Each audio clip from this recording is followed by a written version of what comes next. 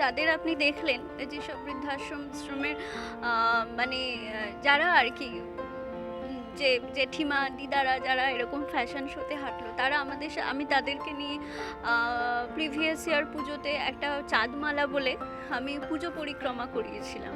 তো খুব স্পন্টেনিয়াসলি তারা সেটাকে মানে সেখানে রেসিপ্রোকেট করেছিল।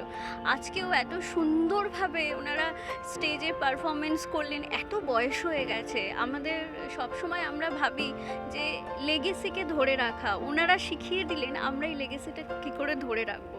তো সুতরাং কিছু না কিছু নতুন করার প্রচেষ্টা করে থাকি, আর সেটা যখন এত সুন্দরভাবে সাড়া পাই সবার কাছ থেকে, সেটাই হচ্ছে ভালো লাগা। আমরা কেয়ারকে প্রোডাকশন প্রত্যেকবারই মানে বছরে দুবার আমরা অনুষ্ঠান করি, বিভিন্ন অভিনব করার চেষ্টা করি। যেমন আমরা একবার পাক স্বাধীনতা দিবসে আমরা একটা ফ্যাশন শো করেছিলাম, সেটা মানে সাধারণ মানুষকে নিয়ে। আর এইটাও আমরা গৌরী ফাউন্ডেশনের সঙ্গে আমরা এটা যৌথ উদ্যোগে করছি। বৃদ্ধাবাসে যারা থাকে তাদেরও তো তারা নিশ্চয়ই তারা মজা করে, আনন্দ করে, কিন্তু আমরা যদি একটা দিন তাদের একটু আনন্দ দিতে পারি, তারা নিজেদের মতো একটা সন্ধে যদি কাটায়, তাহলে কেমন হয়, সেটা আমরা ভাবনা থেকেই আমাদের এই উদ্যোগটা আর কি।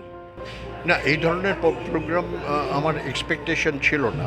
প্রথমে এসেই আমি যখন এসেছি তখন দেখলাম যে বয়স্ক মহিলা এবং পুরুষদের নিয়ে অনুষ্ঠান হচ্ছে, এবং তারা খুব যৌবনের গানের সঙ্গে নাচবার একটা প্রচেষ্টা করছেন, এবং তারা সবাই আশ্রমে থাকেন, নিজেদের বাড়িতে থাকেন না।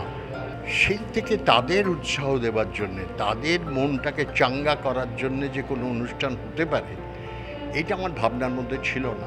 ফ্যাশন শোটা আমি একটু দেরিতে এসেছি, মানে আমাদের বয়স্কা দিদিরা যা করলেন এটা তো দারুণ এনকারেজিং। এই সমস্ত বয়স্ক মানুষের যারা যারা বৃদ্ধাশ্রমে থাকে না, কারণ আমাদের অর্থোপেডিক্সের প্রচুর বৃদ্ধদের অপারেশন করতে হয়, এরকম একটা এনকারেজমেন্ট দরকার। এই যারা বৃদ্ধাশ্রমে থাকে তারা একটা মানসিক একটা ব্যাপারের মধ্যে থাকে, তাদের যদি এনকারেজ করা যায়, এর চেয়ে বেটার সোশ্যাল ওয়ার্ক কী হতে পারে? It needs nothing, just mental encouragement. এটা বিরাট সোশ্যাল একটা অ্যাচিভমেন্ট। ভালো লাগছে, কারণ এদের উদ্যোগটা তো খুব ভালো, সেই জন্যে এখানে এসে খুবই ভালো লাগছে যে এদের এখানে অ্যাটেন্ড করতে পেরেছি। কারণ এরা আমাকে খুব ভালোভাবেই আপ্যায়ন করেছে, সেই আপ্যায়নের ডাকে সাড়া না দিয়ে বাড়ির কাছেই আছে, সুতরাং চলে এসেছি।